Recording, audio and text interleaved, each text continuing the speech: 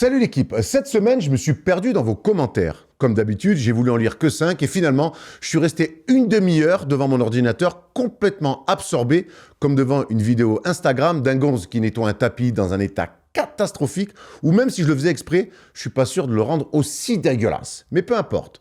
Parmi vos avis, avec certaines allégories douteuses qui remettent en question ma sexualité, une question revient beaucoup. Nikola Jokic est-il encore le meilleur joueur du monde ? Et c'est vrai que cette question, voire cette affirmation souvent pour ma part, n'est peut-être pas plus à la page comme porter des pointus pour un mariage. En même temps, est-ce que le meilleur joueur du monde peut se faire sortir au premier tour des playoffs avec l'avantage du terrain ? Est-ce que le meilleur joueur du monde peut se faire éliminer d'un Euro en 8e de finale par la Finlande ? Est-ce que le meilleur joueur du monde peut être un poids mort défensif pour son équipe qui joue le titre ? Tout ça, il faut l'avouer, n'est pas vraiment au cahier des charges du meilleur joueur du monde. Nikola Jokic est un joueur unique, légendaire, futur Hall of Famer. Nikola Jokic, c'est le basket qu'on aime, c'est le basket que j'aime. Le débat n'est pas là. Mais peut-être, dorénavant, avant de dire qu'il est le meilleur joueur du monde, je devrais y réfléchir à 2 fois, surtout quand son concurrent direct, lui, est une nouvelle fois parti pour tout rafler cette saison.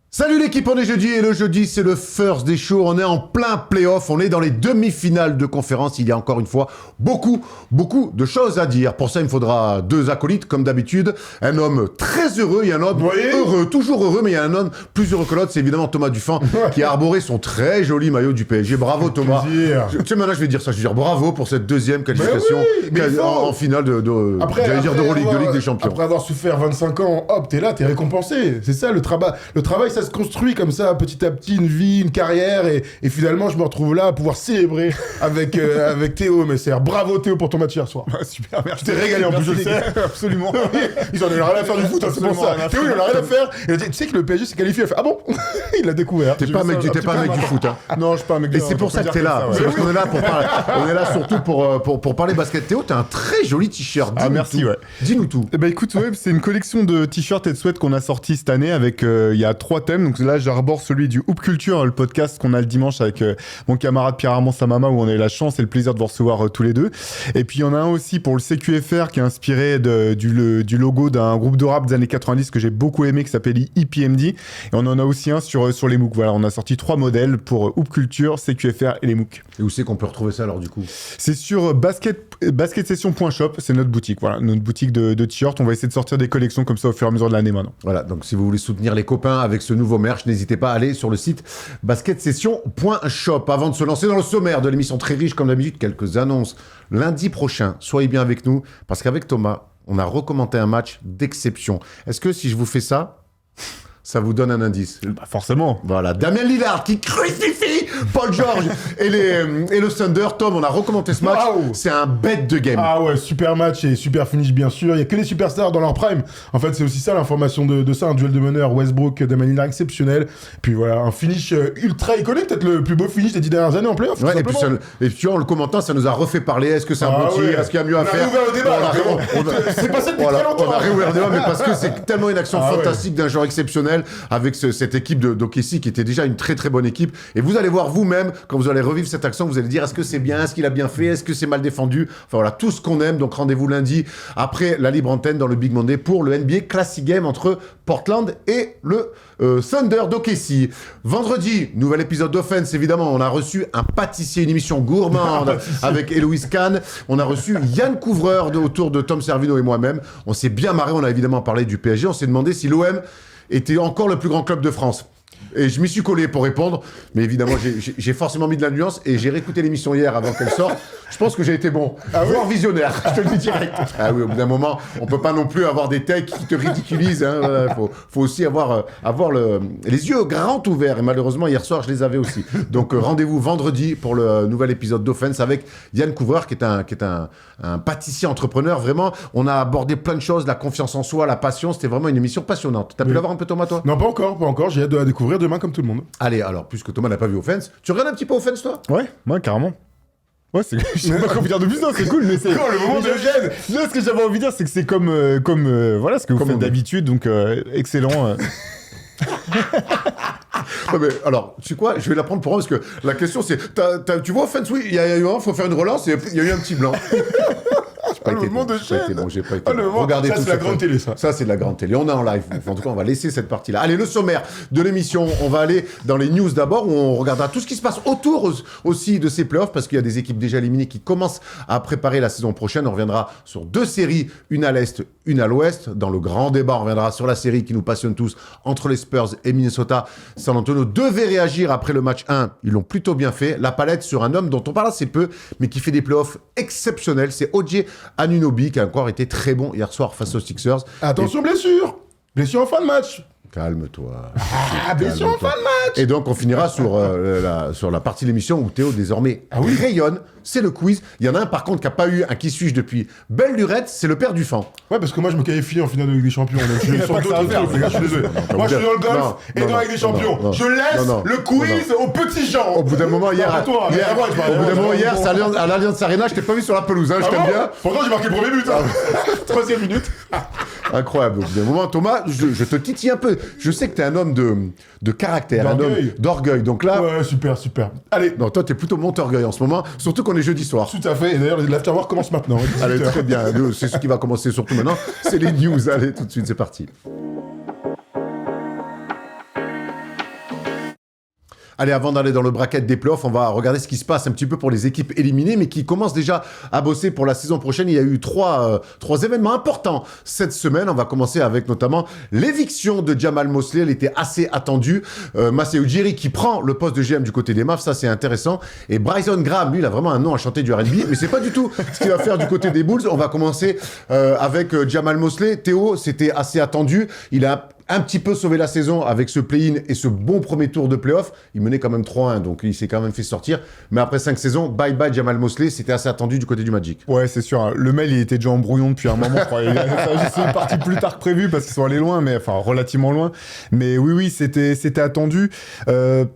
Il a montré de bonnes choses dans sa manière de créer un collectif et de lancer l'équipe, mais derrière, les limites offensives d'Orlando étaient trop flagrantes. C'est pas possible. En plus, il n'y a pas d'évolution sur 2 ans de suite. Donc, mais je suis curieux de voir maintenant si ça sera le seul jeton à sauter, le seul fusible à sauter, pardon. Il y a quand même des choses qui marchent pas dans cette équipe. Là, je te rejoins complètement. Il a quand même fait de l'excellent travail. Quand il arrive, Jamal Mosley, le Magic, ça fait combien de temps qu'on n'a pas un embryon de quelque chose de positif à raconter sur eux? On sortait de la phase Evan Fournier et Nikola Vucevic avec des premiers tours de play-off déjà où c'était pas très victorieux. Il est arrivé, alors ils ont bien sûr eu de la chance à la draft avec l'arrivée de Paulo Banchero, mais il y a des mecs qui ont émergé, Franz Wagner, ils ont bien tradé aussi. Il a eu du matos. C'est ça le problème, c'est que quand il a eu du matos, avec notamment l'arrivée de Desmond Bane, il n'en a pas fait grand-chose, au point qu'il y ait une rupture sur la fin de saison avec son vestiaire, et ce play-in, et ce premier tour qui était ultra surprenant. Donc la question qu'on aurait pu se poser, c'est est-ce que aller sur un premier tour en 7 matchs de cette manière-là aurait pas pu lui donner un peu plus de crédit? Non, il fallait changer. Il fallait changer quand on voit la pauvreté offensive de la deuxième mi-temps du match 6 et du match 7. Honnêtement, il était clairement fancy. Je suis pas sûr qu'il est à l'heure actuelle, parce qu'après il va peut-être aller faire de l'assistanat et évoluer dans son coaching, mais quand on est un coach, quand on arrive sur un nouveau projet, on met en place une défense, ça marche bien. On l'a dit, ils ont eu de la chance, du matos avec Banchero, Wagner. Donc très bien, il les a remis sur les sur les rails. Ouais. Le next step, c'était bon. Maintenant, surtout dans le basket moderne, faut quand même qu'en attaque, ça soit un peu fluide. Et là, pour le coup, waouh, il y a zéro idée. Donc finalement, je trouve que c'est une bonne idée. Il a trop de matos pour jouer un basket aussi pauvre en attaque. Tu vois, tu parlais de la suite de sa carrière, on verra ce qui va se passer. Mine de rien, sur l'échantillon là, des 5 saisons qu'il a eu, les lacunes étaient criantes. Bon, il sait sur quoi il faut qu'il bosse. Parce que quand t'as fait 5 saisons comme ça avec le Magic, il y a une autre équipe qui peut t'appeler, pas forcément pour être assistant, pour être head coach. Et donc, c'est à ce moment-là, on verra s'il sera capable, tu vois, de réécrire un petit peu le profil de coach qu'il est. C'est intéressant à voir ce qui va se passer. Moi, je me mets à la place d'un boss de franchise, je le reçois pour un entretien. Le premier truc que je vais aller le chercher, c'est sur l'attaque. Montre-moi tes 3 premiers systèmes. Voilà, non. où t'en es sur tes systèmes offensifs. Honnêtement, le match 7, il est abominable face à Détroit où il se passe rien en attaque. Et ce ballon, Banchero, ça montrait quand même certaines lacunes. Donc voilà, bye Jamal Mosley n'est plus le coach du Magic. Une autre news, et celle-là je la trouve très très intéressante, c'est Masai Ujiri, donc passé par Denver, et on s'en souvient, passé par les Raptors, où il leur a offert un titre, et c'est lui qui avait fait venir notamment Kawhi Leonard. Masai Ujiri rejoint les Mavs en tant que GM. On a eu une première conférence de presse, Thomas d'ailleurs, et on l'a trouvé comme d'habitude très éloquent. Il est revenu évidemment sur le cas de Luka en disant, dans mon pays on dit que quand un roi part, un autre arrive. Il parlait évidemment de Cooper Flag. Je sais pas si tu l'as regardé, Théo, cette conférence de presse. Il est déjà trop facile, Masai Ujiri. Oui, de toute façon, il est excellent. Ce qu'il fallait pour Dallas, c'était de se racheter une crédibilité basket. C'est ce que tu t'achètes tout de suite quand tu fais venir Masai Ujiri. On sait ce qu'il a fait avec Toronto, tu l'as dit, ce qu'il avait fait avec Denver. C'est un mec qui est bon avec les médias, qui est éloquent, qui a la classe. Donc déjà, il redore un petit peu le blason de cette équipe de Dallas qui est toujours endeuillée de ce trade incompréhensible. Maintenant, on va voir ce que va faire Masai. Je pense que je continue de penser que c'est un bon choix pour Dallas. La fin de son passage à Toronto était pas non plus excellente. C'était plus une fin de cycle que des, tu vois. Il a pris de l'oseille aussi là-bas. Il a re-signé cher aussi.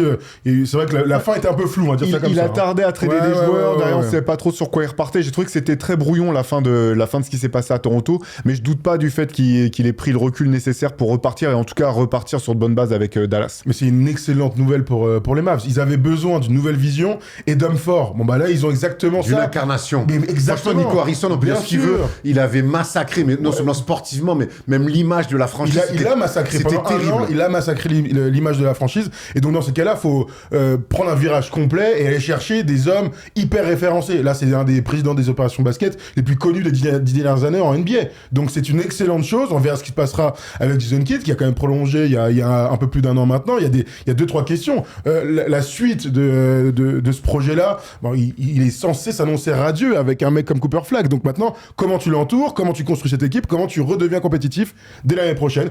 Franchement, il arrive dans une des franchises les plus intéressantes à driver pour les années futures. Clairement. Avec en plus la fibre internationale. Donc tu vas chercher un gars du Nigeria avec Mark Cuban qui a toujours aimé les Européens, bon Dirk est le meilleur exemple, mais Luka ensuite, et tous les gars autour, les JJ Français, Bobois, Maimi, Ajassa, DJ Mbenga, je sais pas, il y a Tariq Abdul-Wahad, absolument. Donc il y a cette fibre internationale qui sera intéressante aussi pour la suite. Un de ces chantiers, tu l'as dit, ça va être peut-être la question du coach. Et voilà ce qu'a déclaré Masai Ujiri à propos de Jason Kidd. Alors c'est toujours du très politique. J'ai eu une conversation avec Jason Kidd hier. Je vais le rencontrer pour écouter son point de vue sur tous les sujets. Il a fait un super boulot et nous allons étudier ça de la tête aux pieds. Il faut évaluer la situation. Je veux apporter du calme. Bon, autant dire que Jason Kidd ne sera plus le coach des Mavs la saison prochaine. T'as compris, c'est toi? Non, non. Jason Kidd, c'est pas un mec que tu vires comme ça. Il faut vraiment qu'ils ne soient pas d'accord tous les deux pour qu'ils prennent cette décision-là. Ils ont quand même un mec référencé qui a fait ses preuves. Il a peut-être des limites, Jason Kidd, mais si Masai Ujiri considère que c'est le bon gars, je vois pas pourquoi il le dégagerait. En fait, ce que je trouve, et Théo, je veux ton avis là-dessus, c'est cette manière de dire non, il a fait du bon boulot, je vais le rencontrer, on va voir. Il laisse planer un doute, non, là-dessus, il n'y a pas de. Tu vois, il aurait pu dire non, mais Jason Kidd sera le coach la saison prochaine, vu qu'il est sous contrat. Je trouve aussi qu'il y a un petit doute, d'autant que on se demandait si Jason Kidd voulait pas prendre monter et prendre le rôle de président des opérations basket. Donc je pense qu'il va falloir voir effectivement comment ça se passe. Parce que là, ce qui est clair, c'est que Jason Kidd, il va être coach et seulement coach. Quand t'as un mec comme Masai Ujiri au-dessus, t'es vraiment tu vas devoir te limiter à ça. Donc c'est plus sur cette question-là. Quelles sont les ambitions de Jason Kidd? En même temps, t'as une équipe qui va être intéressante avec un jeune super Cooper Flag élu rookie de l'année. Et cette année, par contre, pour Masai aussi, il faut pas se louper à la draft parce que des choix de draft, il n'y en a pas des tonnes à venir. Ils ont le leur cette année, si je me trompe pas. C'est un des derniers qui leur reste. Donc il va falloir être bon. Après, honnêtement, quand t'as encore Kyrie sous contrat et PJ Washington, Daniel Gafford, plein de joueurs comme ça qui sont tradables, je pense que ton avenir via la draft, d'abord via des trades et ensuite via la draft, tu peux te racheter un petit peu de draft picks futurs futur grâce à des trades, grâce à ces joueurs-là. Donc, je suis pas trop inquiet en vrai. Ils ont toute la surface financière et les joueurs pour Non, espérer. mais tu disais, être bons hein, l'année prochaine. c'est certainement l'une des équipes les plus excitantes Ouais. à driver en ce moment les Mavs. On va aller du côté des Bulls où ça a pas mal bougé aussi. Billy Donovan n'a pas voulu repartir coacher cette équipe-là. Et du coup, les Bulls ont bougé quand même. Ils ont pris Bryson Graham. Alors, c'est pas un coach, Thomas, c'est un general manager. Ah bah, encore une fois, quand on parle d'une franchise, on parle de vision et de direction. Et les Bulls, depuis ces dernières années, on a souvent raillé la direction prise. Ils ont fait table rase du passé, ils ont viré tout le monde, coach compris, du coup, avec Billy Donovan qui part. Et donc, ils sont allés chercher ce gars-là qui était pendant plus de 10 ans chez les Pelicans. Quand Joe Dumars est arrivé, Joe Dumars avec la réputation, disons, d'être nul, on va le dire, hein, comme ça, lui a décidé de pas partir. Derrick Queen. Écoute, on verra. On lui souhaite qu'il soit All-Star un jour, parce que sinon, on en reparlera. Il a pris la direction d'Atlanta l'année dernière. Et donc là, c'est une opportunité de ouf d'être numéro 1 au sein d'une franchise historique. Donc voilà, c'est un gars qui était en devenir sur ces postes-là en NBA. Et maintenant, il va avoir les pleins pouvoirs dans une franchise qui se doit maintenant d'être compétitrice dans les années futures. Théo, on voit quand même que quand on veut reconstruire un projet, ça commence d'abord par trouver un GM, un bon GM. Ben oui, heureusement finalement que Billy Donovan n'est pas resté, parce que j'ai rien contre Billy Donovan, mais Un peu quand même. l'idée de la franchise, c'était de garder Billy Donovan à coup sûr et de chercher un GM qui soit compatible avec le coach. C'est pas comme ça que ça fonctionne. Donc là, au moins, il y a du sens. Tu as déjà pris ton GM, il va pouvoir choisir un coach et derrière partir sur une direction qui devrait être, partir sur la même direction. Mais par contre, si je suis Graham, je suis dégoûté. Je me dis, mais fallait me proposer le job 6 mois avant qu'on trade Dodson Moore, qu'on trade Kobe White. Il revient, c'est un chantier sans nom, hein, quand même. Il va falloir déjà réfléchir à quelle direction on veut donner à cette équipe. Est-ce qu'il y a des joueurs qui sont encore intouchables dans cette franchise ou pas? Et il y a tout à faire pour Chicago, mais j'espère qu'on va enfin retrouver une équipe de Chicago qui est de la gueule, parce que voilà, Bah oui. on sait que quand les Bulls, quand New York, quand les Lakers, quand Boston est bon, ça drive quand même la ligue, et Chicago, ça fait 20 ans que ça sert à rien, donc j'espère que ça va repartir dans la bonne direction. Franchise surcotée, Thomas, tu t'en souviens? Moi, toujours pas d'accord. Contrairement aux Knicks, par le coup. Si les Knicks vont en finale NBA, j'enlève le Commence pas à pour porter la poisse. Commence pas à porter. c'est ainsi, je me projette. Si les Knicks vont en finale Un bon NBA, résultat sur 25 si les ans, Knicks- ok. si les Knicks vont en finale NBA, j'anime une émission en slip kangourou Knicks. Oula, fais gaffe, hein, parce que c'est danger, là. hein. Ça peut se produire. Oula, attends. Je veux être là-bas. Non mais j'en ai pas. Pour documenter. Bon, alors là, on va pas couper ça dans l'émission, je te le dis. Hein. Oh là Non, là. mais écoute, ça fera parler. Go Knicks, alors. Ça fera pas. Go Knicks, Après, Knicks. tu vois, au moins, je sais plus quoi faire pour te rallier à mon bateau. Un bon slip à kangourou avec la tête de pâté wing sur les bourses, je suis chaud. Allez, c'est le moment d'ouvrir le bracket. On va aller quand même dans le plus chaud. Ce sont les playoffs. Vous le voyez, 1-0 pour Détroit, 2-0 pour les Knicks après les matchs d'hier soir. Le Thunder mène 1-0. Et donc, hier soir, les Spurs ont égalisé à 1 partout. On va commencer avec les Pistons face aux Cavaliers. On commence à l'Est comme d'habitude. Victoire 111-1 dans ce premier match. On a l'impression que les Pistons, Thomas, ont appris des leçons de leur premier tour. Ils se sont fait très peur. On rappelle, ils étaient menés 3-1 face à Orlando avant de s'imposer en 7 matchs. Kate Cunningham a été une fois très bon. Mais sur ce match-là, même si Cleveland est un peu revenu, on a senti Détroit quand même beaucoup plus serein, beaucoup plus souverain que sur le premier tour. Ouais, absolument. Deux équipes qui ont affronté ce week-end les turbulences d'un match 7. Donc, c'était aussi voir dans quelle forme étaient les uns et les autres. Et à domicile, Détroit a mieux commencé, clairement, que lors du premier tour. Je trouve qu'ils ont enfin pris la mesure des playoffs. La deuxième mi-temps du match 6, le match 7, ce match 1 me permettent de dire que ça, il y a une espèce de prise de conscience collective de bon, bah les gars, ça a commencé. Et donc, évidemment, Cade est encore une fois très bon, mais même tous les gars autour, Tobias Harris confirme son excellent niveau. On a vu un Jalen Duren plutôt dominant, même si dans les stats, ça se reflète pas énormément, il est encore en 11 et 12. Mais en tout cas, je l'ai senti plus connecté à ses coéquipiers, c'est ultra important dans la série. Et puis surtout, la défense en James Harden. On pourra y revenir, si vous voulez, dans un instant. Oscar Thompson, tous d'ailleurs, sont excellents. Quand James Harden perd 7 ballons, Cleveland ne peut pas gagner un match. Donc, ils ont, j'ai l'impression, bien ciblé, avec JB Bickerstaff et son staff, les faiblesses de Cleveland. Ça leur a permis d'avoir une victoire plutôt logique. Ouais, j'ai l'impression que c'est deux équipes qui sont dans la lignée de ce qu'elles ont fait au tour précédent. Détroit qui avait fini, comme tu l'as dit, en étant hyper rassurant face à Orlando. Et les Cavs qui ont pris le match 7, mais pas de manière rassurante déjà face à Toronto. J'ai trouvé qu'il y avait quand même toujours autant de flou dans cette équipe qui est pourtant ultra talentueuse. Je pense qu'avec New York, c'est probablement l'une des équipes les plus talentueuses de la conférence Est. Et voilà, honnêtement, à partir du moment où il y a ce trade pour James Harden, moi, je vous avoue que j'ai un peu arrêté de croire en Cleveland. Cleveland, qui était déjà très mal barré. C'est une équipe qui sous-performe en playoff régulièrement, qui a misé sur un joueur qui a sous-performé en playoff quasiment toute sa carrière. Donc je suis pas surpris de ce premier match. Ça veut pas dire que Cleveland ne peut pas rebondir, mais il va falloir que d'autres joueurs se montrent aussi. Je veux dire, Evan Mobley, que j'adore, continue à... Ah bon, t'adores Evan Mobley? En fait, j'adore l'idée... Moi, j'en suis revenu d'Evan Mobley. Non, mais c'est ce que je veux dire. C'est que sur le potentiel, le talent, ce qu'il est capable de faire, c'est un joueur qui doit être incroyable et qui l'est toujours pas. Et voilà, il y a toutes ces questions qui continuent d'entourer. C'est marrant de s'appeler Mobley et d'être aussi vide en playoff. Je sais pas du tout, mais...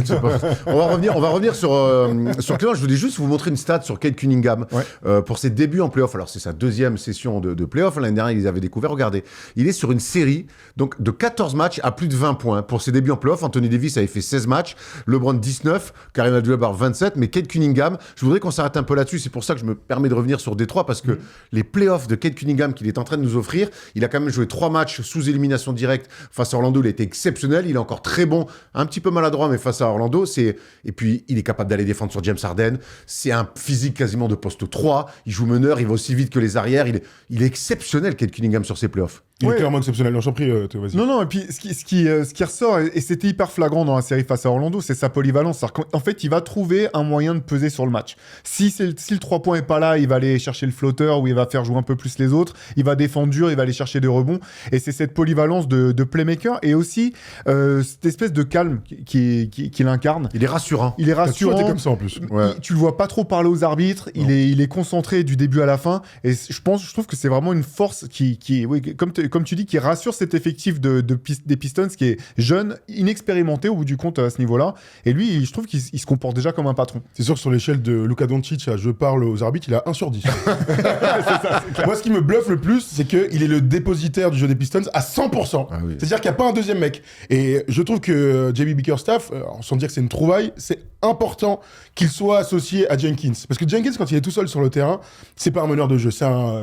Faux follet. Ouais, voilà. Au mieux, un feu follet. Mais on les connaît, ces mecs comme ça, tu vois, des ultra talentueux, scoreurs, mais meneurs de jeu, combo, qui sortent du banc. Mais il faut pas leur demander de mettre la balle sous le... Voilà, comme ça. Non, on est là pour jouer, envoyer. Et donc, leur association marche plutôt bien, parce que l'autre, c'est plutôt en verve. Moi, c'est ça qui me bluffe, c'est qu'il y a tous les ballons. D'où le fait qu'il ait beaucoup de pertes de balles, mais en fait, il a les pertes de balles d'une équipe. Donc, il fait à 5, 6. Mais c'est pas grave, vu qu'il joue 75, 70 possessions par match. Donc, il est rassurant parce que il drive tout le monde dans son équipe, il est omnipotent sur le playmaking et qu'il arrive quand même à trouver ses spots. Parfois, c'est vrai, il a été un petit peu moins en verve sur l'adresse extérieure. Il n'empêche qu'il reste un joueur qui focus complètement la défense et qui permet aux autres de s'éclater. Tobias Harris, il fait les matchs comme ça, parce qu'il y a un gars comme Cade qui est dans l'équipe. Il y a un truc qui m'a sauté aux yeux sur ce match 1, c'est que JB Bickerstaff a un petit peu ouvert son banc par rapport... On a revu Ron Holland. On a revu Ron Holland qui a été très bon. Oui, on a revu aussi Caris Levert. Javonte Green aussi, qui avait eu des bribes, Javonte Green. Ouais. Donc peut-être que aussi JB Bickerstaff a retenu certaines leçons du premier tour. Ouais, en fait, je trouve qu'il essaie de s'adapter aussi à ses adversaires. Il sait qu'il faut qu'il envoie des défenseurs forts sur James Harden et Donovan Mitchell à longueur de temps. Et quand t'as un mec comme Ron Holland, c'est parfait, tu peux l'envoyer. En plus, il a été à droit sur ce match-là, donc c'était très bien. Pour Détroit aussi, là, ce que tu soulignes... pardon, excuse-moi. Moi, je m'appelle Thomas. Erwan, c'est lui. C'est fatigant, les playoffs. Non, mais ce que tu soulignes sur Cade Cunningham, ça reste quand même aussi pour moi potentiellement la limite de cette équipe de Détroit, c'est qu'il n'y a pas d'autres playmakers. Et que la difficulté face à Orlando, c'est qu'une fois que Jalen Duren est shut down ou qu'il passe complètement à travers sa série, derrière, tous les efforts défensifs peuvent se concentrer sur un seul homme. Et c'est pour ça que Tobias Harris a été aussi important. C'est que lui aussi, il a permis à cette équipe de Détroit de trouver un peu de calme, d'avoir des spots, d'aller mettre des points quand c'était un petit peu la tempête. Et donc, la question, ça va être ça maintenant. Est-ce que Cleveland, qui a aussi beaucoup d'atouts dans le roster, hein, il y a de quoi faire dans ce roster, est-ce qu'eux vont trouver les capacités de s'adapter à cette équipe de Détroit ? Justement, on va ouvrir le dossier Cleveland parce que moi, je vous le dis, on va voir le tableau des dernières minutes parce que ils s'offrent, et à moi, ils reviennent à égalité, mais de money time, en fait, il n'y en aura pas vraiment. Regardez, les 5 dernières minutes, ils prennent un 18-8, on voit des pourcentages kata, et on n'a pas la stat des ballons perdus, on vous la donnera un petit peu après sur l'ensemble des playoffs. Et je vous dis, ceux qui ont le vertige, passez en audio, hein, je vous le dis tout de suite. Moi, je ne comprends pas cette équipe. Je comprends pas quel basket elle veut jouer. Je comprends pas quel est l'ADN de cette équipe-là. Regardez, 141 ballons perdus depuis le début des playoffs. Donc 48, je crois, pour James Harden. Voilà, James Harden est à comme plus de 5 ballons perdus. Ouais. Je comprends pas cette équipe. T'as raison, il y a du talent. Mais alors, qu'est-ce que tous se regardent jouer? De toute façon, quand tes deux leaders sont James Harden et Donovan Mitchell, qui sont des super joueurs de basket, mais qui sont des mecs qui mettent plus de la crème qu'autre chose.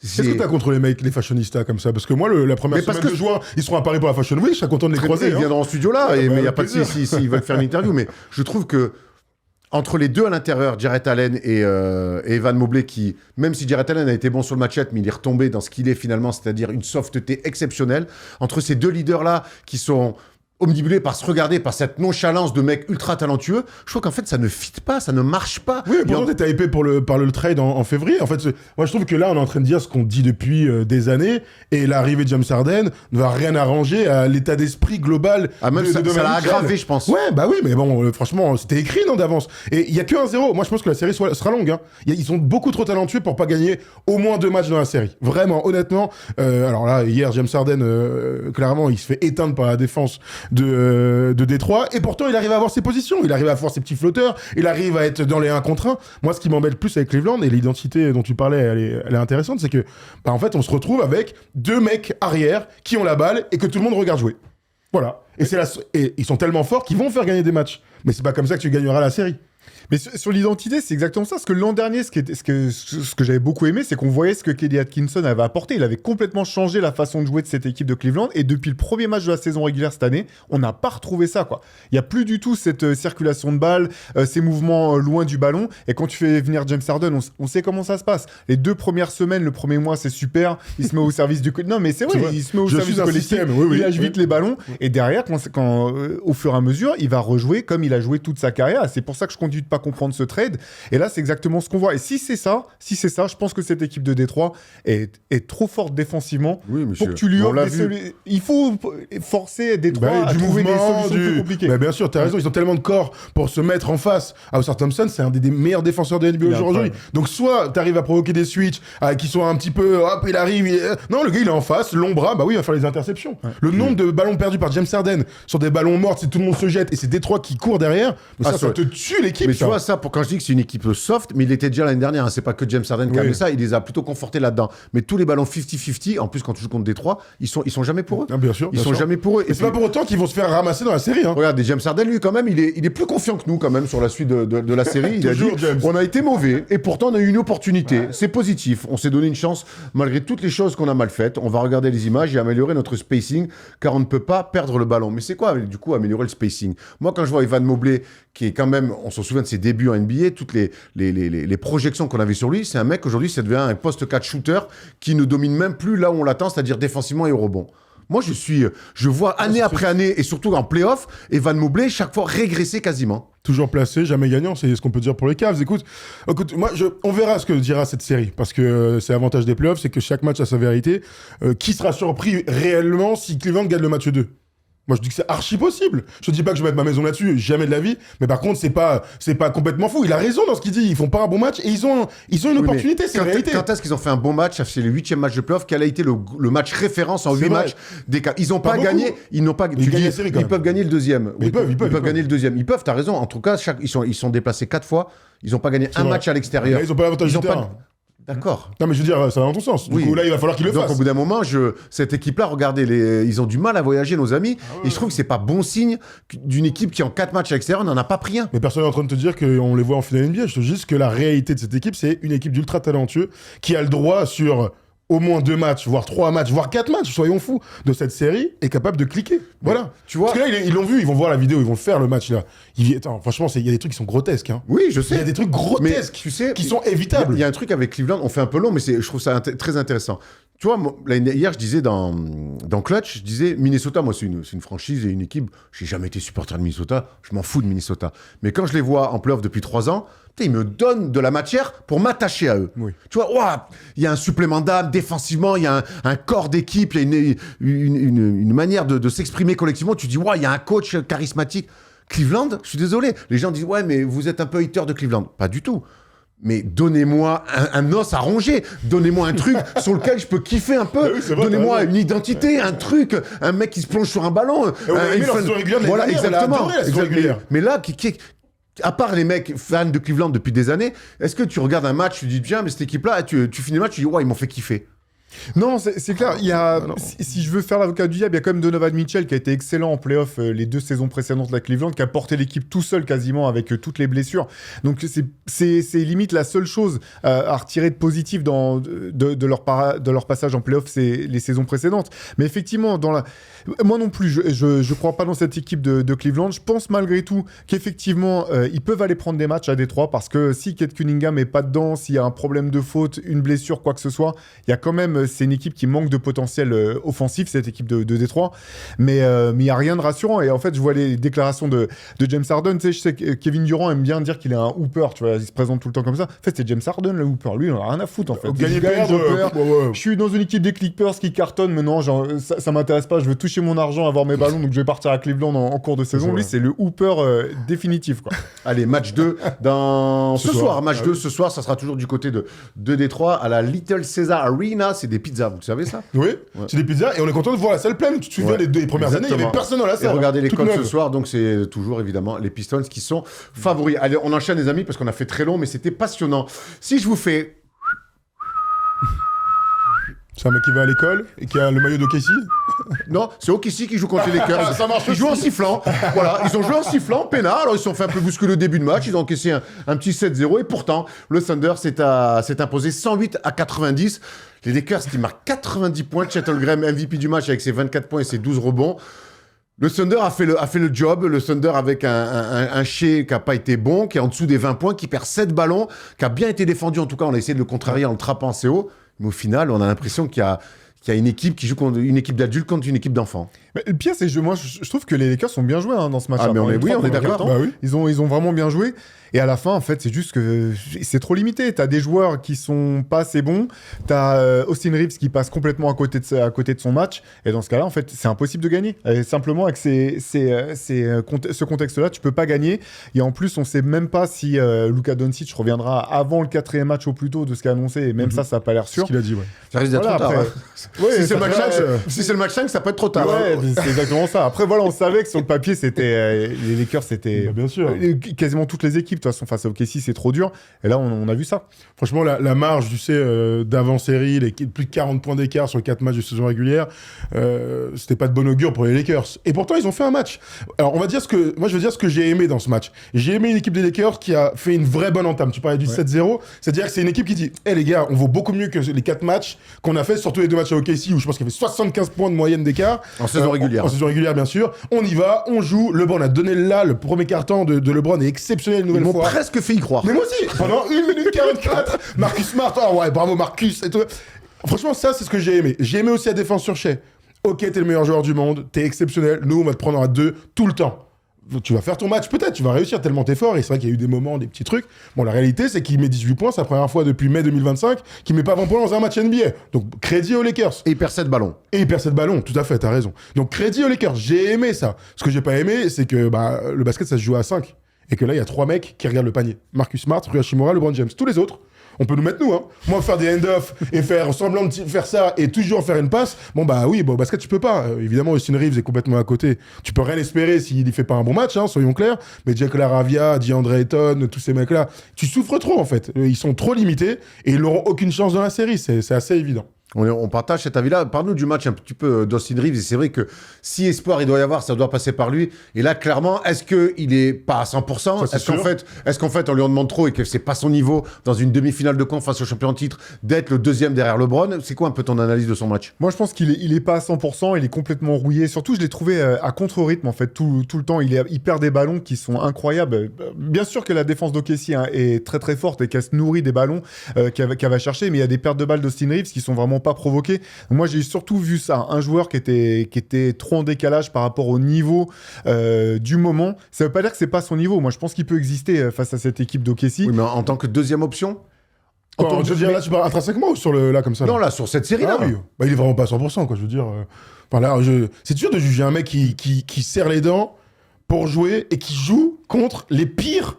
C'est-à-dire qu'il n'y a pas pire quand t'es arrière. Et c'est pour ça que pour Lucas, d'ailleurs, je vais couper les deux. Moi, je pense que Lucas, faut pas qu'il revienne. Hein. Parce que c'est le pire truc pour Lucas, c'est de revenir à 70%. Face à des animaux comme ça. D'avoir mal sur des problèmes musculaires contre Kayson Wallace, Alex Caruso, Shea, Lou Dort, ils sont là. Non, gros, va en Slovénie, repars en Espagne, fais les injections, prends les vacances, c'est pas grave, ils vont perdre, de toute façon, c'est déjà écrit. Et Austin Reeves, il morfle trop. Contre une équipe où tu peux un peu t'installer, déjà contre Houston, c'était difficile parce qu'il y a des mecs qui défendent. Là, c'est encore pire, c'est la meilleure défense NBA. Austin Reeves, en l'état, ne peut pas exister. Il peut quand même faire un meilleur match que 3 sur 16 au tir. Oui, ça, c'est la réalité. Il vaut mieux. Il vaut mieux. Quand même à 70%. Après, il prend sélection de tir catastrophique. Ouais, mais quand t'es à l'envers, il met des écarts, mon gars. On le reconnaît pas, franchement. Ouais. Ça se voit qu'il est pas à 100%, honnêtement. On va faire. Il y a un autre qui nous a fait croire aussi côté Lakers, c'est DeAndre Ayton. Il commence le match parfaitement. Ouais. 5 sur 5, on se dit OK. Il finit à 5 sur 12 au tir. Il finit à 5 sur 12 au tir et il s'est fait surtout grailler par un grand Chet Holmgren. Ouais, absolument, faut qu'on parle. Alors, on peut faire ce débat si vous voulez entre les deux. Chet est meilleur que DeAndre Ayton, ça n'a pas de doute. En revanche, ce qu'on peut quand même souligner, c'est encore une fois la profondeur. Alors là, pas d'un point de vue du nombre de Casey, d'un point de vue de l'agressivité des lieutenants. Il n'y a pas Jalen Williams. Et vous savez, pour moi, c'est l'une des grandes interrogations, c'est est-ce qu'ils peuvent être champions sans un deuxième lieutenant exceptionnel. Chet, il a montré son niveau, là. Il a été fantastique, c'est ce qu'on attend de lui depuis toujours. Début de match incroyable, de l'adresse, de la présence, des alley-oops. Il a été fantastique. T'ajoutes à ça AJ Mitchell, qui est exceptionnel, AJ Mitchell. 18 points pour lui. Mais les gars, AJ Mitchell...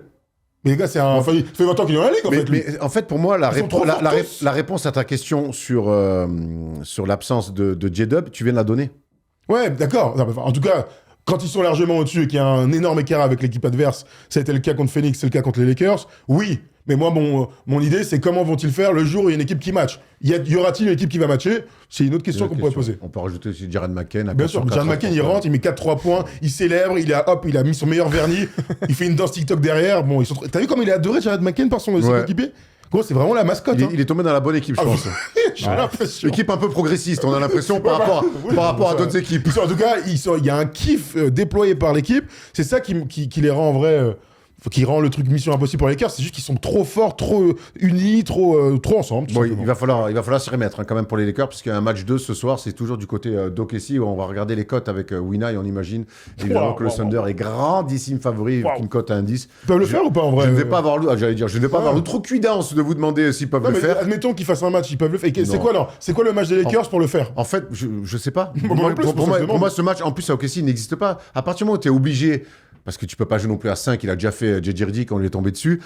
À partir du moment où sur le terrain, tu es obligé d'avoir Luke Kennard, Jack LaRavia et Austin Reeves en même temps, contre OKC, tu peux pas gagner. Point. Voilà ma théorie. C'est impossible. C'est quoi le match alors des Lakers pour le faire?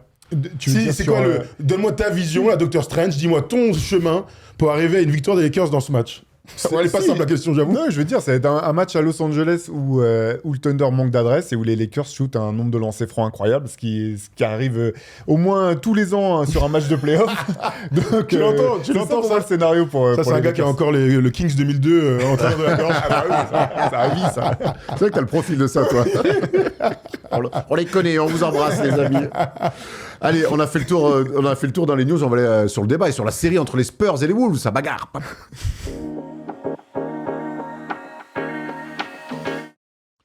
San Antonio s'était fait cueillir lors du match 1, défaite 104-103 à domicile. Il fallait absolument réagir hier sur le match 2 et c'était un petit peu tout l'enjeu de savoir comment les Spurs allaient réagir. Avant qu'on aille dans le détail du match, est-ce que hier vous aviez la même excitation que moi de vous dire que c'était peut-être le premier grand rendez-vous de victoire dans sa carrière NBA, mené 1-0 avec l'avantage du terrain en demi-finale de conf?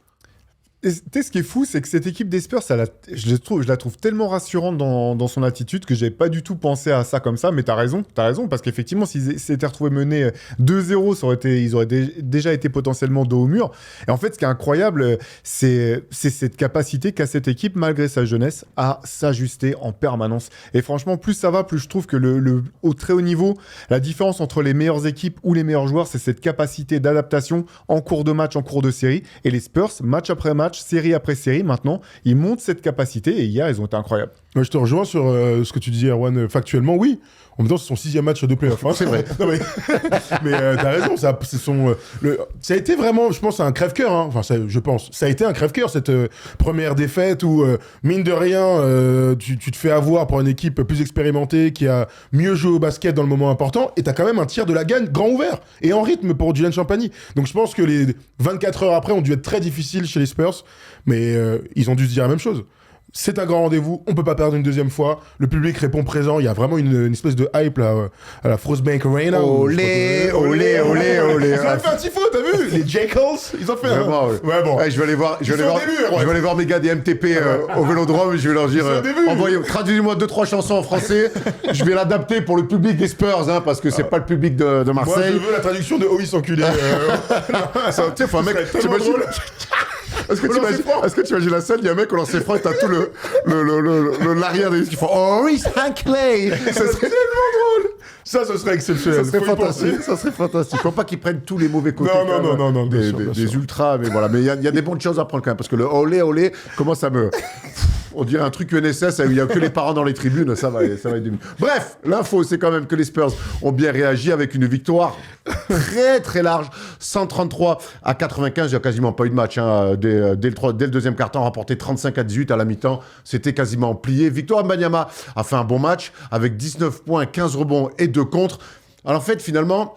il a été donné directement défensivement. Ils ont complètement éteint les Timberwolves qui semblaient un petit peu émoussés aussi. Il y a 2 trucs sur le début de match, parce que si c'est le plus grand rendez-vous, c'est comment on aborde ce grand rendez-vous. Mec, ils ont été exceptionnels. 2 mecs ont été exceptionnels. Pour la première fois de cette série, bon, c'est le deuxième match, mais la première fois de cette série, ils ont réussi à trouver Victor en l'air.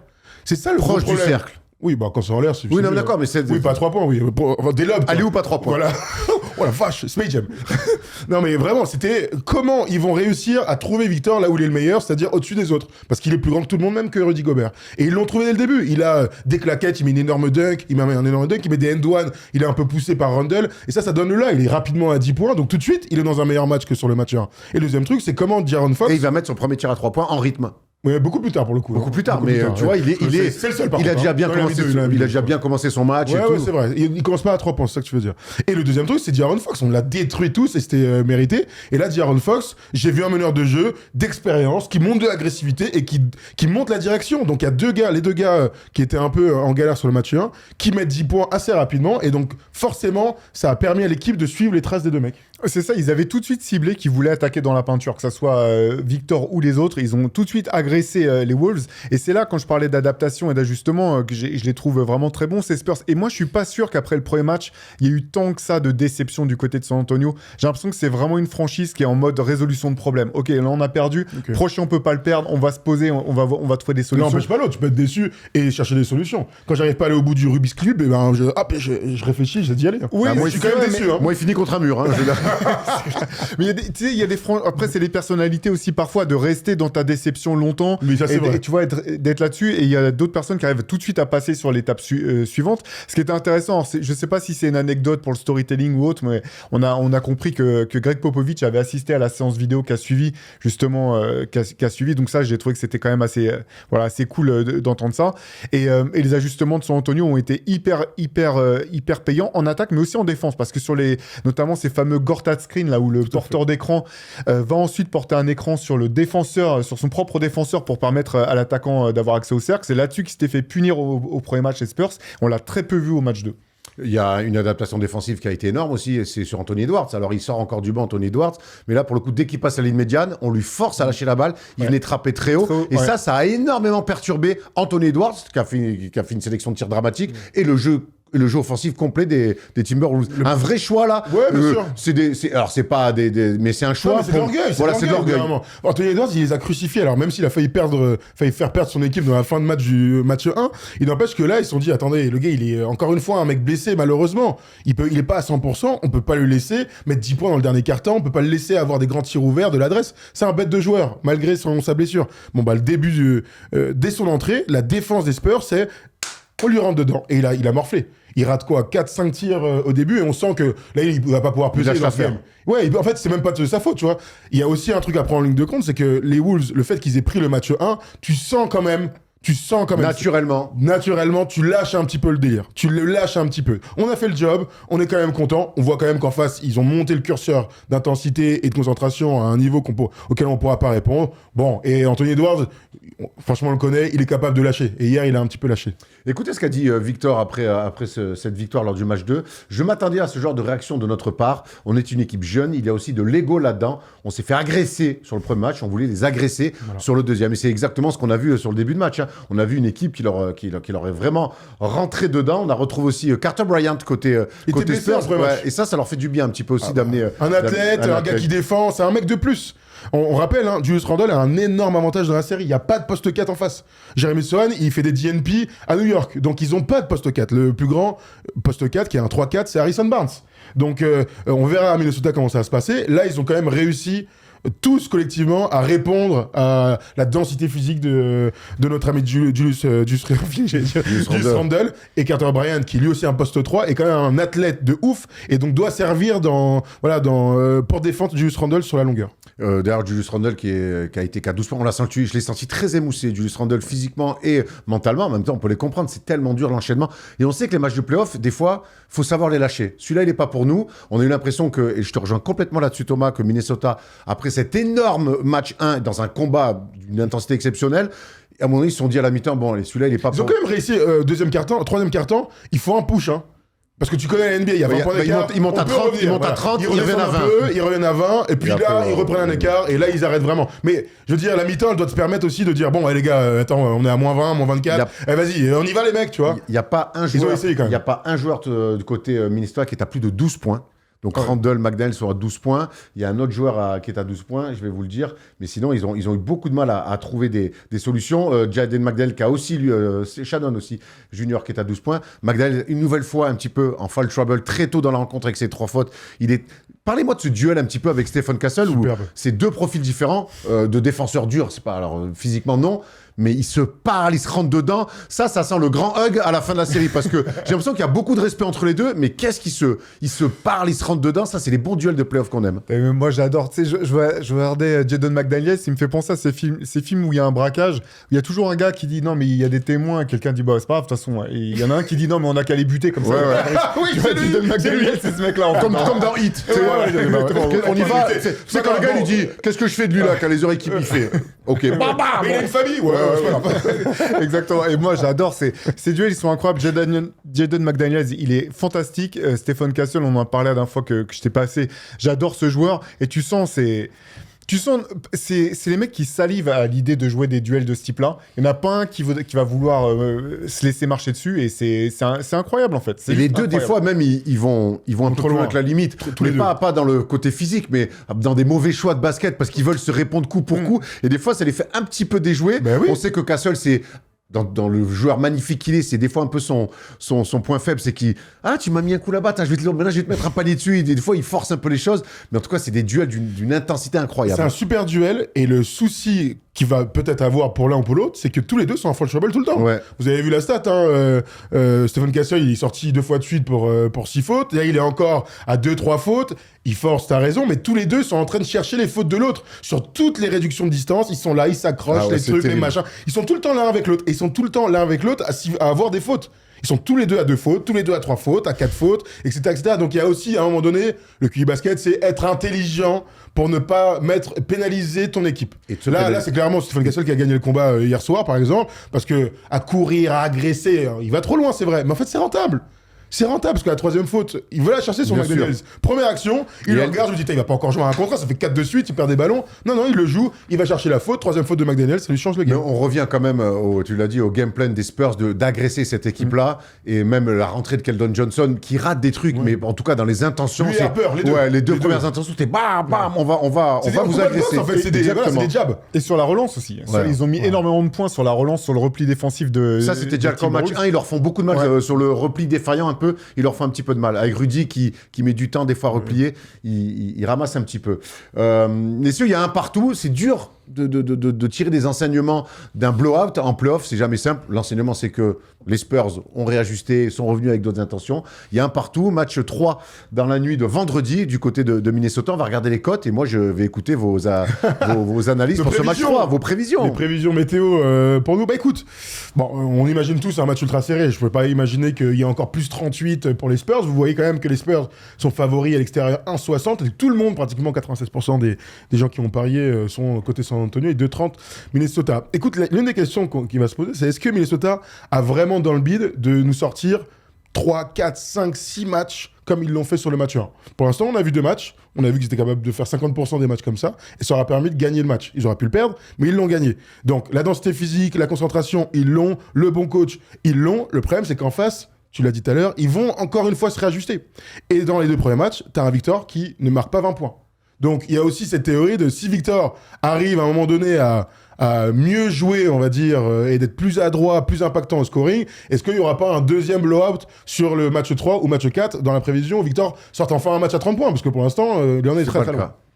Ouais, et puis il y a la question de la santé aussi, parce que Anthony Edwards est bien entendu pas à 100%. Ayo Dosunmu a pas fini le match, il est sorti à nouveau blessé. Il tire sur les mecs. Hein. Et donc, tu les as vus rentrer au vestiaire? T'as vu l'image où il rentre au vestiaire? Regarde cette image aussi. Là. Cette image on dirait Kobe à 49 ans, là, à la fin de sa carrière. Là. Il y a l'image hier, quand le match est terminé, il rentre au vestiaire. Alors, ils ont pris une doudoune, ils ont la tête basse, mais il y a beaucoup de mecs qui boitent. Hein. Il y a beaucoup de mecs qui boitent. Hein. J'ai vu Paul Pierce passer en fauteuil roulant, encore une fois. Mais ça n'a rien à voir avec une blessure, ça. C'est une blessure comme une autre, il saignait en tout cas. Et c'est pour ça qu'un mec comme Carter Bryant que j'adore est aussi important, parce qu'il apporte une dimension athlétique, physique énorme. Et moi, je pense que cette équipe de San Antonio, elle va finir... Enfin, c'est incroyable. En fait, j'ai pas envie de dire que c'est mort pour les Wolves, parce que les Wolves sont trop kiffants, trop forts. Ils ont trop prouvé qu'ils avaient de l'orgueil. Il fallait les respecter. Mais voilà, si ma raison me fait penser que les Spurs, il y a trop d'options et qu'ils vont user ces Wolves. Moi, je pense qu'ils ont fait une erreur en faisant jouer Anthony Edwards hier. Je le disais, franchement, tu gagnes le match 1, c'est déjà un exploit de ouf. Mets-le au frais pendant 4 jours. Là, on rentre quand même, les demi-finales de conf, c'est difficile parce que c'est vraiment tous les 48 heures. On est en qui? T'as beau faire tous les États-Unis, parce que entre Minneapolis et San Antonio, c'est comme faire Moscou-Paris, quoi. C'est vraiment à l'autre bout du continent. Donc, j'aurais préféré qu'ils le mettent complètement au frais. Désolé. Oh, il peut pas jouer. Ayo, il peut pas jouer. Mais tu vois, il peut pas jouer. T'as raison, parce que quel est l'intérêt hier de lancer 2 mecs comme ça importants? De les priver. Ils gagner, Erwan. Ils se voyaient gagner. Moi, bah oui. Franchement, t'en prends un chez les Spurs dès le premier match. En fait, ton deal, donc ça manquait un peu peut-être de vision à moyen terme. Mais en tout cas, je pense qu'ils se sont vus faire 0-2. Et ça change leur série, tu vois. Donc, du crédit à eux d'y croire. Mais je pense que l'intelligence aussi, c'est parfois... Voilà. Anthony Edwards, le deuxième match, il m'a fait... Enfin, c'est chaud, quoi. C'est chaud. On vous a posé ce matin la question, est-ce que les Spurs, après ce match 2, sont toujours les grands favoris de cette série? Voilà ce que nous avez répondu. Il y a Tommy Tom B qui nous dit, toujours favori, oui. On est à un shoot. Je savais pas qui joue aux Spurs, mais bon, ok. Bravo à toi, Tommy, en tout cas. On est à un shoot de prendre le game 1, alors que Fox et Wemby jouent mal. Carter Bryant aussi était pas là. Aussi ce qu'il fait qu'on n'avait pas vraiment de défenseur adapté pour Randle, qui s'est bien amusé. T'as raison, on a vu la différence sur le match 2. Et en plus, on a Pop à la séance vidéo en bonus. Ça donne forcément toujours un peu de crédit. Merci pour ton commentaire, Tommy. On a Real Spurs. Alors pour moi, les Spurs n'ont jamais été favoris. Quand tu regardes l'historique en play-off de Minnesota ces 3 dernières années, leur premier tour, Ant qui va revenir à 100% petit à petit. Après 2 matchs, pour moi, Minnesota est toujours favori. Intéressant. On vous connaît les Real Spurs, vous. Tu prêches le faux pour le vrai. C'est normal. C'est normal. Et ensuite, on a Korvat Dreamir. Si Anthony Edwards ne revient pas à 100%, Minnesota ne peut pas prétendre à gagner la série, car pas assez de scoring, pardon. Ça se voit qu'il ne peut pas vraiment prendre appui comme d'habitude. Le scoring du game 1 était en trompe-l'œil. Intéressant. C'est très intéressant parce que c'est vrai qu'hier, entre le match 1 où on se dit il est trop fort, même à 60%, il joue juste et tout, hier, en fait, la réalité a explosé aux yeux de tout le monde. Et on est inquiet pour lui. Hein. Il avait forcé pour revenir au match 1, il force pour jouer au match 2.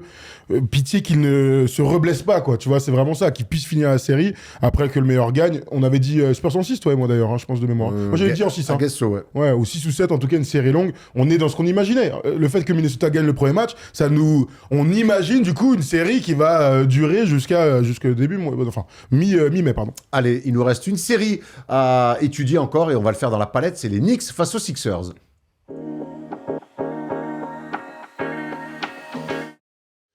Les Knicks mènent 2-0 dans cette série. Le premier match a été un véritable blowout. Mais il n'empêche, Thomas, on a réussi à... On voulait mettre en lumière un joueur qui s'est blessé hier soir un petit peu. Oui, à la toute fin du match. À la toute fin du match. Ah et ouais. pourtant, il réalise des playoffs exceptionnels. C'est OJ Anunoby qui a été fantastique face aux Hawks, qui a fait une saison régulière, peut-être la meilleure saison de sa carrière. On voulait voir en palette et surtout à travers un choix autour de Joel Embiid que les Knicks ont décidé de trapper sur le match 1. Sur le match 2, ils ont essayé, mais il n'était pas là.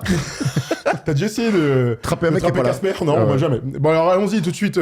Ça, on ouvrira sur le match 2 ensuite. Regardez, deux actions donc de ce Knicks Sixers Game 1 et les choix forts faits par Mike Brown. Par Mike Brown, je veux dire Mike Woodson. Oh, vache, ils sont tous le même nom aussi, les mecs, c'est incroyable. Ils ont tous Ça coaché la même marchait. équipe. Ben oui. Bref. On y retourne du coup, avec un Joel Embiid poste bas, avec Karl Anthony Towns. Déjà, la première info, c'est ils sont l'un contre l'autre. On parle de duel de playoff et on s'en régale. Regardez Michael Bridges à l'opposé qui vient être franche, prise à 2, il n'y a même pas à bégayer. Je viens et derrière, on s'organise à 3 contre 4. Regardez le petit mouvement de Kelly Oubre qui était intéressant. Joel Embiid, peut-être qu'il se précipite un peu parce que les passes, regardez, elles sont coupées pour Paul George. Il y en a une à l'opposé, mais c'est la plus difficile du basket. Il y a la dernière, en revanche, sur Tyrese Maxey. C'est exactement ce qu'il faut faire. Joel Embiid va faire évidemment le mauvais choix. Et derrière, ce qu'on apprécie avec les Knicks, c'est ne pas laisser la défense revenir et se mettre en place. Donc, la projection, 3 contre 2, et un OG Anunoby qui va finir, tout en férocité. Une très bonne défense et un très bon set défensif, j'ai envie de dire, surtout des Knicks, autour de Joel Embiid sur le match. Ben, c'est ce on a été étonné de ne pas voir avec Boston. C'est quand même forcé Joel Embiid qui est un démolisseur sur du 1 contre 1 post-up, le forcer à faire des choix comme on a fait là, lire le jeu. Bon ben voilà, et derrière tu gagnes des ballons et tu cours. Est-ce que t'as apprécié la défense des Knicks sur le match 1 sur Joel Embiid? Ouais, bah, carrément. C'est vrai qu'en plus, Joel Embiid avait vraiment progressé les saisons précédentes dans ces situations. À la passe, il avait un bien meilleur rendement, mais effectivement, là, ce qui est intéressant, c'est de voir quels joueurs ils ont envoyé sur la prise à 2. En fait, j'étais surpris que ça soit le joueur dans l'axe. C'est pas Anunoby dans le jeu direct, qui est sur Paul George, c'est Bridges, ouais. Exactement. Et du coup, c'est encore plus surprenant parce que la passe, enfin, tu vois le défenseur quitter son joueur. C'est surprenant que. En tant que coach, tu n'aurais pas préconisé ça. Joel Embiid, c'est les options de Mike Brown et je serais curieux vraiment de savoir si c'était qu'ils avaient ciblé Maxey en se disant il va pas nous sanctionner sur le tir à 3 points, ce que je trouverais hyper étonnant, ou si c'est un choix des joueurs sur le moment, je sais pas. En tout cas, ce qui est sûr, c'est que il y avait la volonté de mettre un mur en fait face à Embiid. Il se retrouve face à une espèce de mur de défenseurs et là, clairement, il fait de mauvais choix. Bon, deuxième action qu'on va regarder ensemble pour continuer à regarder comment s'est déroulé ce match 1 et regarder le score, 80-56. Là, on va mettre un petit peu de respect sur OG Anunoby. Alors, on y retourne, regardez, Jalen Brunson est pris à 2. Eh ouais, il est dans la cage de la défense des Sixers, bien sûr, lui aussi dépositeur total de cette équipe. Karl Anthony Towns à l'opposé. Ça, c'est bon petit move, ça semble rien, mais ça change tout. Parce que regardez Paul George, obligé de regarder l'adversaire qui coupe, et donc ça donne un énorme tir, grand ouvert, en rythme. Ça, c'est les tirs, alors là, vraiment, tous les joueurs préfèrent ce tir-là, gauche-droite, tranquille, énorme filoche. On sent dès que la balle est partie de ses mains qu'il va marquer. Ça aussi, c'est intéressant parce que OG Anunoby est juste l'un des meilleurs shooters à 3 points de son équipe et que, surtout dans les grands moments, il est capable de mettre les tirs qui vont faire la bascule dans des séries. 53,8% en 3 points pour OG Anunoby. Il en prend beaucoup. Hein. Il est énorme et dans le corner, il est fantastique. Oui, il est incroyable. Bah là, c'est l'occupation du spacing qui est magnifique pour les Knicks. Il est resté pile suffisamment loin pour que le défenseur puisse parvenir le gêner sur le tir. Et en même temps, il est à portée de passe. Donc, c'est la gestion du spacing là, que je trouve magnifique. Et puis, il bénéficie de tout ce que fixe Jalen Brunson. On le voit là, il vient de le trapper. Et lui, c'est là où il est fort. C'est pas un grand ball handler, même s'il est capable sur 2-3 dribbles d'être très agressif. Puis c'est vraiment un mec qui remplit énormément de cases, capable d'aller défendre sur des gros, capable d'aller défendre sur des petits, prend du rebond, court, et surtout, il a une adresse assez incroyable. Ouais, il est clinique, vraiment. Après dribble et sur les attrapés shootés. Il est magnifique au Anunoby et c'est pour ça que tout à l'heure tu le disais, la blessure dans la toute fin du match 2 peut vraiment tout changer. Parce que, pas parce que il peut pas revenir, mais parce que personne peut faire ce qu'il fait. Alors, oui, et parce qu'il est injury prone. Souvenez-vous des playoffs 2024, quand il revient avec sa cuisse tel Aaron Gordon, le sauveur, et qu'au bout de 2 actions, il faut vraiment qu'il arrête, sinon il va se péter gravement. Et donc, il allait s'asseoir. OG Anunoby est un joueur formidable, qui mérite son salaire. Le problème, c'est que ces gars-là, ils sont souvent blessés. Donc, alors là, au moment où on tourne, il n'y a pas plus d'infos que ça. Il y a juste une inquiétude pour les Knicks. On verra comment ça se déroule. On va souhaiter qu'ils soient sur le terrain pour le match 3. Bon, l'info quand même, c'est que les Knicks ont gagné leurs 2 matchs à domicile. Ils mènent désormais 2-0. Et que l'autre info, c'est que Joel Embiid n'a pas joué ce match 2. Donc, on commence par quoi Théo, je te laisse le choix. Bah ouais, le 2-0, je pense que c'est quand même là, les Knicks ont vraiment pris une belle option sur la série. Ça veut pas dire que c'est fini, mais ils ont fait le job à domicile. Et c'est-à-dire que limite, tu dis maintenant on part à Philadelphie, même si OG Anunoby doit manquer un match, ça serait intéressant de voir s'il est incertain, s'il décide de l'aligner ou pas, parce que tu peux dire bon bah on a un joker, on peut y aller. Zero G, justement, on le laisse au repos comme ce que tu disais sur Anthony Edwards et attendre de voir qu'il revienne pour le game 4. Mais ouais, c'est impressionnant. Elle est dure à lire cette équipe des Sixers quand tu vois. D'un jour à l'autre, tu sais pas sur quelle équipe tu vas tomber. Nico Batum disait, elle est bipolaire l'équipe. Bah, c'est exactement ça, mais même dans sa manière de jouer, dans l'intensité qu'ils peuvent mettre par moment, ça va être Philadelphie, il va avoir une grosse ambiance. Tyrese Maxey est toujours aussi impressionnant, je trouve, même s'il n'a pas été très bon sur ce match-là. Non. Deuxième mi-temps, il pioche énorme, il met 19 en première. Il n'est pas aussi rayonnant qu'on l'a déjà vu, même en play-off. Il est pas rayonnant dans le jeu, mais en fait, c'est dans l'attitude que j'aime beaucoup, parce que même ils étaient dans le dur, et il y a un moment, il y a une incompréhension en défense entre lui et VJ Edgecombe, et tu le vois, il a le sourire, il le prend par l'épaule, et tu vois qu'il est souriant.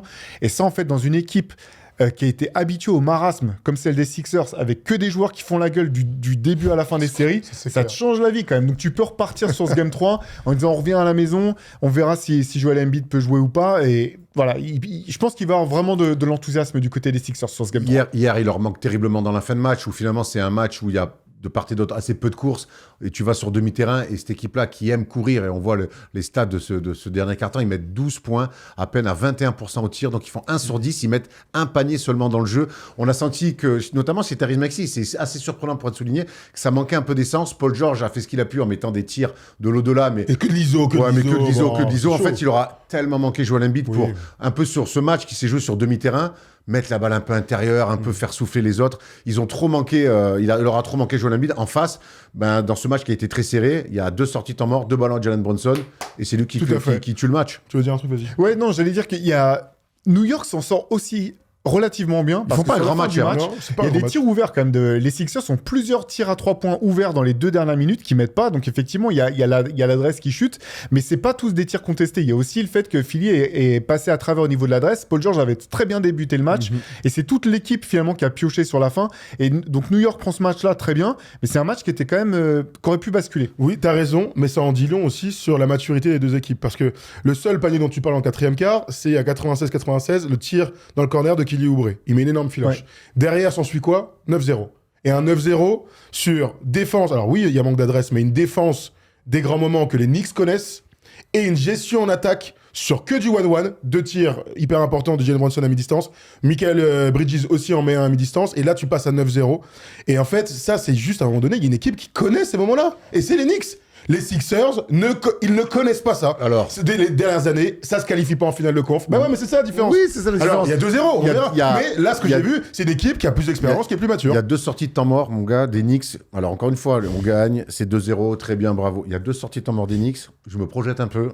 Oui, mais te projette pas, va pas trop loin. Profite de l'instant présent. Je me projette. Donc, sur quoi, les finales 2029 Non, on est là maintenant. On commente le match 2. Mec, donner les ballons à Josh Hart qui est en surpression quand Jalen Brunson se fait trapper très haut sur le terrain au lieu de reculer, de donner des font des erreurs. Franchement, là on regarde, là ça fait 1 mois à 3 semaines qu'on est dans les playoffs. 2-0. On voit des dingueries, des meilleurs joueurs du monde, parce qu'en face, l'adversité est telle qu'elle permet de faire des erreurs. Qui a compris pourquoi Anthony Edwards il fait sa petite balle lobée là, à +4 ? C'est Anthony Edwards le mec. En fait, c'est la réalité de notre sport. Il faut l'accepter. Josh Hart va perdre des ballons. Mais il apporte tellement autre chose. Oui, et ton équipe, là, franchement, elle a parfaitement joué. T'as le droit de te dire que dans des money time, maîtriser, gérer, sur des sorties de temps mort, le premier mec à qui on fait une passe, c'est pas... Oui, mais ils ont bien géré. Non, mais il y a un truc. Il y a un truc sur les Knicks, c'est-à-dire que... T'as pas envie d'y croire. Il y a pas envie d'y croire. Là, j'y crois à fond, là, je peux te dire, en finale. Et pourtant, il y a 2 mois, je disais le contraire, c'est la beauté de notre métier. Il y a des trucs, des fois, quand Jalen Brunson est parfaitement coupé, comme à la fin, il y a vraiment, je sais plus qui, je crois que c'est Kelly Oubre qui est sur lui, ou Edgecombe plutôt, qui est complètement... Il est carrément en boîte, overplay de fou. Mais les Knicks, au lieu de jouer un 4 contre 4, vas-y, 4 contre 4. Ils sont tous là et ils veulent aller. Et Josh Hart, c'est vraiment, t'as l'impression qu'il lui doit de l'argent à Jalen Brunson. Sa première truc, c'est d'aller chercher Brunson qui est coupé. Mais il l'aime, Erwan, il l'aime. Mais le problème, c'est que derrière, tu te retrouves avec, même McBride, il fait ça, il a un tir ouvert ou un drive, ils vont chercher Brunson. Et du coup, tu te retrouves à prendre un tir de merde au bout de 5 secondes au lieu d'accepter de jouer le 4-4. Ouais, mais le truc, c'est tu fais une action comme ça. T'as raison, je vois très bien de quoi tu parles en plus. Le truc, c'est s'ajuster derrière. Tu l'as fait, l'action. Tu l'as raté. Il s'est passé quoi derrière ? Bah, c'était positif. Non, mais le tir de Michael C'est Bridges à mi-distance qui Il est magnifique, qui hein. flingue le game, qui est magnifique. Ils s'en sortent bien. Hein. Ouais, mais bon, tu vois, au bout d'un moment, c'est pas que de la chance. Les mecs, ils ont. J'ai dit C'est ils parce s'en sortent bien. Oui, mais ils s'en sortent mieux parce qu'ils ont l'habitude de ces moments-là par rapport aux Sixers. Très bien. Eh oui. Je suis toujours très dur avec. Mais oui, je sais pas pourquoi. Bon, prends tes 2 victoires dans la besace, tac. Elles sont là. En plus, ça nous donne quand même, disons-le, des images en sortie du MSG qui nous régalent à chaque fois. Ils sont Moi, je veux cinglés. qu'ils aient en finale de Ah NBA, bah, juste ah pour ça. bah. Parce que ça me promet, franchement, on se les envoie entre nous, là, qu'est-ce qu'on rigole quand même. Hein. Même la Provence, ils font pas les Ils vidéos sont comme bien ça. chauds. Méfie-toi. Oui, méfie-toi, pardon, Méfie-toi. c'est vrai. Mais c'est en anglais, c'est mieux. Le Game 3 à Philadelphie, ça sera dans la nuit de vendredi à samedi. Messieurs, déjà, on a envie que Joel Embiid revienne. Ah bah Honnêtement, oui. moi, hier, j'apprends l'info, ça me gonfle de pas voir les superstars sur ces matchs-là. Surtout que, après, Philadelphie, sur le premier tour, Joel Embiid est arrivé qu'au match 4. Ils sont passés et ça a été le meilleur joueur de la série. Ils étaient menés 3 quand même. Voilà. Non, mais si, mais j'ai Oui, envie, faut que ce j'ai soit envie là, de ça bon. parce que j'ai envie de revoir aussi ce duel avec Kat. Franchement, sur le match 1, Karl Anthony Towns, que vraiment, je pense que c'était ma plus grosse tête à claque quand il était aux Wolves. Et depuis qu'il est à New York, je trouve que c'est plus le même joueur. Et je trouve que malgré tout, très injustement, c'est lui, à chaque fois qu'on parle de trade, qu'est-ce que les Knicks devraient faire, c'est toujours son nom qui vient. Bah, surtout, c'est pour Yanis, en fait. C'est normal. À ce stade-là, bon, ça Ok, sera bref. ça sera notre débat. Ça sera notre débat. Tu reviendras. Bah Mais oui. non, mais honnêtement, je trouve qu'il est, il est vraiment bon et défensivement, je l'ai trouvé bon sur ce premier match. Et même dans ses face-à-face avec Joel Embiid, tu sentais qu'il avait la volonté de pas se laisser marcher dessus. Il a eu envie de relever pas le défi, faire ouais. des fautes à la con, de défendre dur. tout à fait. Et donc moi, j'ai envie de revoir ce duel. Très bien. Nous Le problème, aussi. c'est que, oui, j'ai envie de le voir jouer, mais. C'est la cheville, là, Joel Embiid. Hein. Bah oui, Ouais, il y a toujours et la quelque chose, quoi. Mais moi, je veux qu'il soit là. Tu veux qu'il soit là? Oui. Tu veux qu'il soit là, Théo? Oui. Bon, bah, sera-t-il là? Son corps va-t-il le laisser Seras-tu jouer là 3 semaines de Tiens, basket? petit blind test. Seras-tu là? C'est qui chante ça? L'abbé Pierre? Ah non, bah, c'est pas du tout l'abbé Pierre. L'abbé Pierre, c'est pas un faut chanteur. surtout- Non, mais surtout, l'abbé Pierre, on peut plus le dire maintenant. Ça a été 100% cancel. Seras-tu là, c'est de qui? Je sais pas. Tu l'as pas, toi? C'est ta génération, ça. Un mec qui. C'est un mec, hip-hop américain, mais c'est un mec qui promène des moutons dans la forêt. Pour la lame. Michel Berger. Ah! T'es pas un mec de Michel Berger, toi? C'est la famille Michel Berger, mais là, je Non. l'avais pas du tout. Michel Berger, ce que je connais le mieux, c'est la version de Roca sur les jeunes de l'univers. Ah, mais t'écoutes que du rap? Et pas que du rap, Ah mais bon. pas de chansons françaises. heavy années metal 80, aussi, hein. Michel Michel Berger, Berger, on respecte, c'est nul. on respecte Michel quand même. Oui, Michel, c'est la famille. On l'embrasse. Pardon. Michel Berger qui était en couple avec? Avec France Gall. Voilà. Et quand attention, même. ne jouez pas au tennis l'été, quand il fait trop chaud. D'accord. Allez, Non, mais c'est vrai. une catastrophe. Allez, je crois qu'on a Pardon, tout fait, on a vu le match, on a vu les Désolé, cotes, on a vu les je cotes, parce que là, faut vois. qu'on envoie le quiz, on a dit porter la n'importe quoi. Voilà, faut qu'on arrête, faut qu'on reste sur le basket, Thomas. Faut qu'on arrête. Ouais, bah, on a lancé Offense trop tard. Ah ouais. Too late, bro. Offense vendredi avec quel couvreur. Bon, allez, là, c'est le quiz, c'est le bordel cette émission. Qui présente, qui anime, qui tient cette émission? Merde à la fin. Intervenez, le quiz.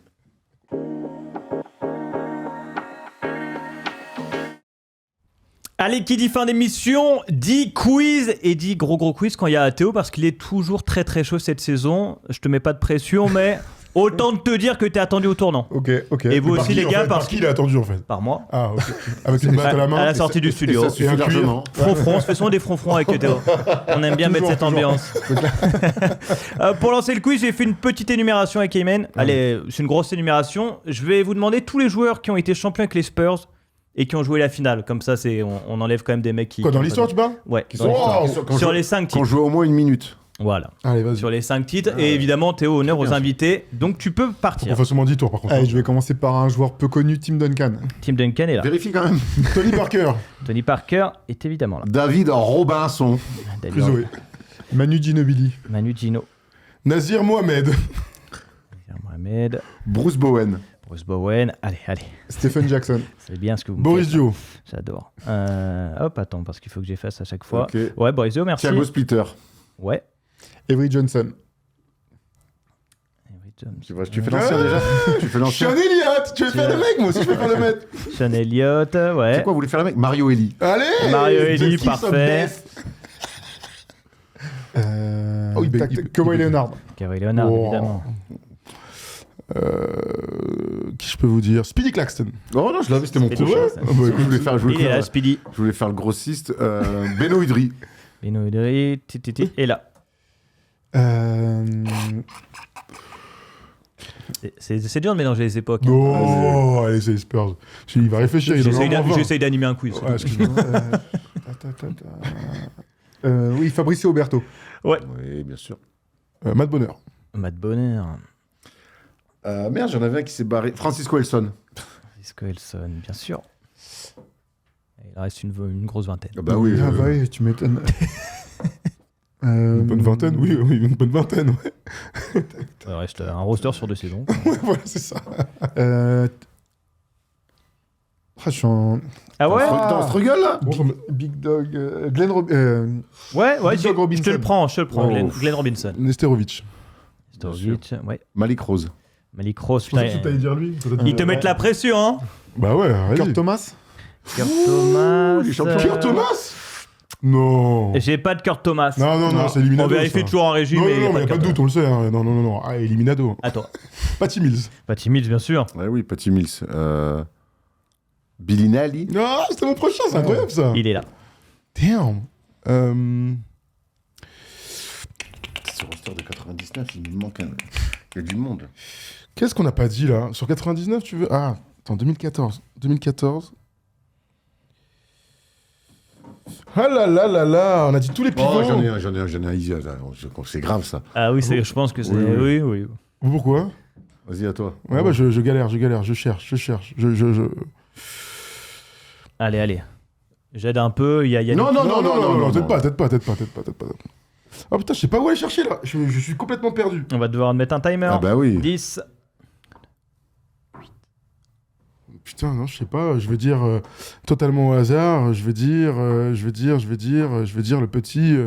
petit Austin Day en 2014. Austin, Pas du tout, n'importe quoi. Pas du tout. Non, je veux dire Jeff Prendergrass.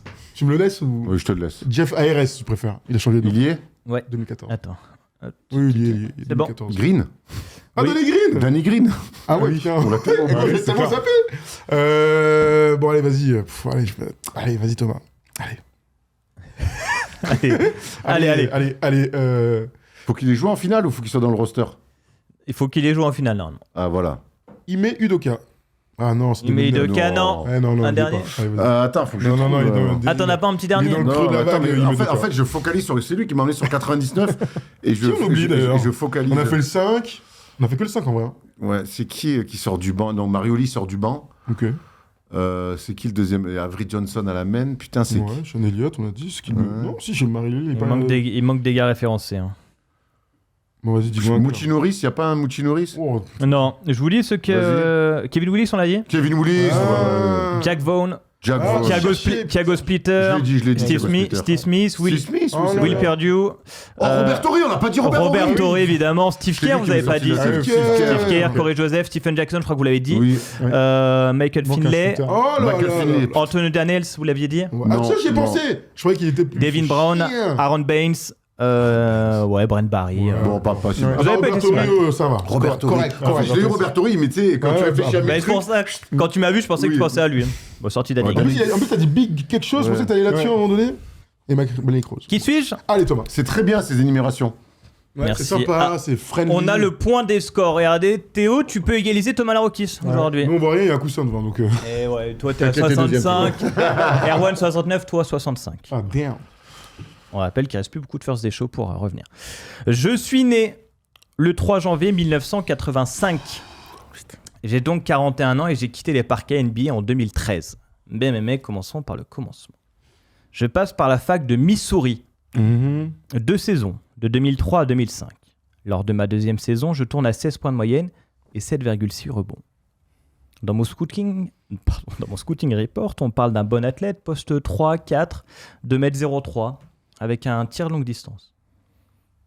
Je me présente à la draft 2005 et je suis appelé en 27e position. C'est Portland qui m'appelle, mais je suis transféré dans la nuit à Denver. Dans le Colorado, je resterai 4 saisons jusqu'en... Kleiza. Pardon Kleiza. Kleiza. Linas Linas Kleiza, bravo Linas Erwan, Kleiza. ça part très fort. Le lituanien. Voilà ton vrai niveau, Erwan. Voilà. C'est ça, quoi. Linas Le Kleiza. soulagement du mec. Bien joué, dès Denver, bravo. Ouais, Ça bravo. faisait longtemps, celui-là. Bravo, Je sais que vous nous baisez un peu avec les étrangers, mais je sais que lui, il a un cursus Ouais, ouais, US. bravo. Il a un cursus US. From ouais. Missou, bravo. From Miss Bravo. You. Bon, très bien. Bon, merci Théo, c'était Avec encore plaisir. une fois génial. Tu reviendras donc parce Ouais. qu'on a beaucoup de choses à se dire. Combien de First Issue il reste avant la fin de l'année? 3, non? Ouais, je dirais 3. Je pense 3. Le dernier, c'est toute fin mai, début juin, je sais pas, toute fin mai. Il y a un mercredi. Bon, après, on fera des vidéos de l'été où on aime bien te faire venir, mais Vas-y. c'est potentiellement ton dernier first des shows de l'année. Donc je pourrais pas rattraper Thomas Larocchi, c'était dur ça. Non. Change rien, Mino. On dirait mes deux couilles qui se font la bise. Non, c'est dans Kiri ressort, il a dit ça. Alban Ivanov, je trouve que c'est une super vanne. Je regarde pas ces merdes. C'est dommage, la dernière saison est exceptionnellement. Ouais, elle est Rendez-vous lundi donc dans le Big Monday avec la libre antenne. Donc vous nous appelez évidemment. Il y aura beaucoup de choses à dire. Les séries auront avancé et puis surtout le NBA Classic Game avec Damien Lillard qui dit bye bye au Thunder. Moi aussi je vous dis bye bye. Oh le truc de ringard. Oh là là, ringos. Allez à lundi les équipes. Bon week-end, bisous. Bye bye.